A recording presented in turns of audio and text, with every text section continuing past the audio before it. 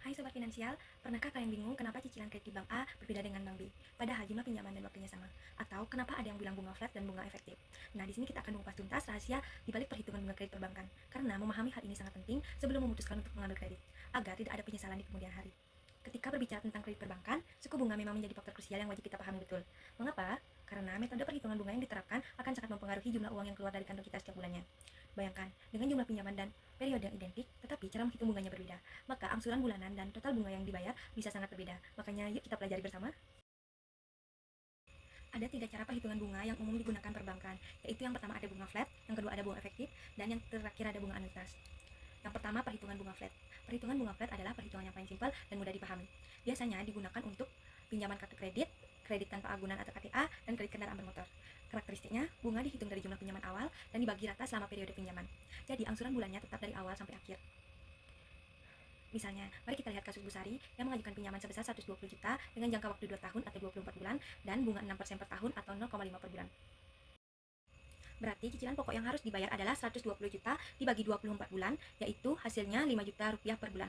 Nominal bunganya 0,5% dikali pinjaman 120 juta, yaitu hasilnya 600 ribu per bulan. Cicilan yang harus dibayar Bu Sari setiap bulannya adalah 5 juta ditambah 600 ribu, hasilnya adalah 5 juta 600 ribu rupiah. Total yang harus dibayar selama 2 tahun adalah 5 juta 600 ribu rupiah dikali 24 bulan, yaitu hasilnya 134 juta 400 ribu rupiah. Ini berarti bunga yang harus dibayarkan selama 2 tahun adalah 134 juta 400 ribu rupiah dikurangi 120 juta sama dengan 14 juta 400 ribu rupiah. Dikarenakan perhitungan memakai bunga flat, maka nilai angsuran tidak akan mengalami perubahan atau bisa dibilang tetap setiap bulannya. Yang kedua ada perhitungan bunga efektif. Bunga efektif sering digunakan untuk kredit jangka panjang seperti KPR atau kredit kepemilikan rumah. Metode ini punya karakter unik, yaitu angsuran akan mengecil seiring waktu karena bunga dihitung berdasarkan sisa pinjaman yang belum dibayar. Misalnya, Bu Sari mengajukan pinjaman yang sama, yaitu 120 juta dengan periode 2 tahun atau 24 bulan, tetapi dengan bunga 12% per tahun atau 1% per bulan. Sebelum kita masuk ke perhitungan detailnya, mari kita pahami dulu rumus yang akan kita gunakan. Pertama, kita hitung angsuran pokok, yaitu angsuran pokok sama dengan besarnya pinjaman dibagi tenor pinjaman. Kedua, kita hitung angsuran bunga setiap bulannya. Angsuran bunga sama dengan besarnya pinjaman dikali bunga per tahun dibagi 12, karena 1 tahun ada 12 bulan. Selanjutnya, kita gabungkan kedua komponen tersebut, yaitu besar angsuran sama dengan angsuran pokok ditambah angsuran bunga. Terakhir, kita hitung sisa pinjaman untuk bulan berikutnya.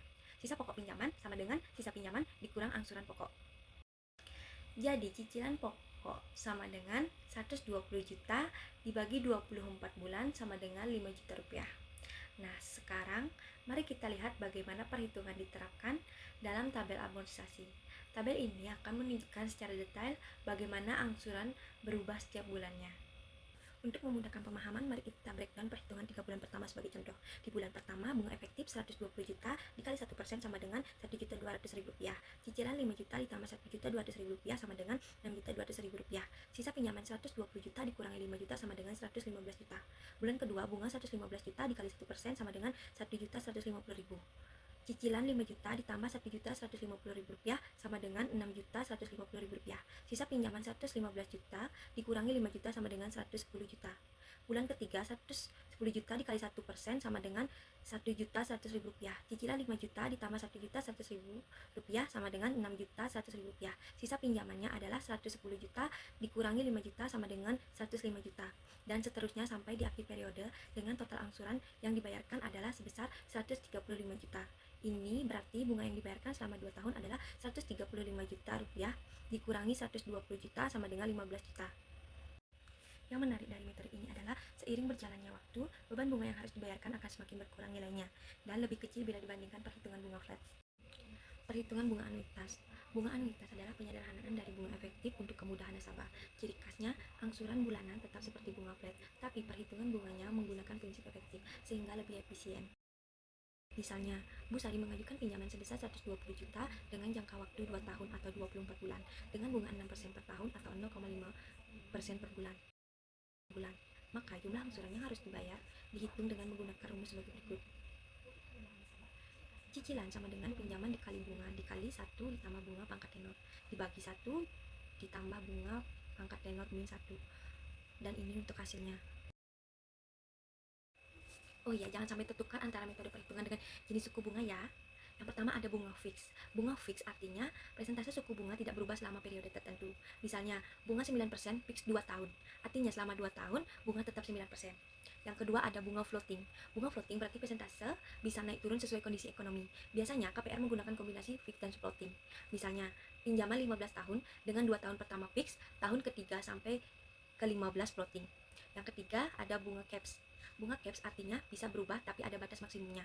Misalnya, caps 12% selama 4 tahun, sama dengan dalam 4 tahun bunga bisa naik turun tapi maksimal 12%. Nah, sekarang kalian paham kan perbedaan ketiga metode perhitungan bunga ini? Sebelum kita tutup, ada beberapa tips bijak yang perlu kalian ingat saat memilih metode perhitungan. Nah, sekarang kalian sudah paham kan perbedaan ketiga metode perhitungan bunga ini? Sebelum kita tutup, ada beberapa tips bijak yang perlu kalian ingat saat memilih metode perhitungan bunga. Yang pertama, bunga flat. Cocok jika kalian suka kepastian angsuran yang sama setiap bulan. Yang kedua ada bunga efektif. Cocok jika ingin total bunga lebih kecil dan tidak masalah dengan angsuran yang berubah. Yang ketiga, bunga anuitas. Cocok jika ingin angsuran tetap tapi bunga lebih efisien. Yang terpenting, selalu hitung dengan teliti sebelum mengambil kredit. Jangan sampai terlilit hutang dan menyesal kemudian hari. Ingat, bijak mengelola keuangan adalah kunci kesuksesan finansial kita.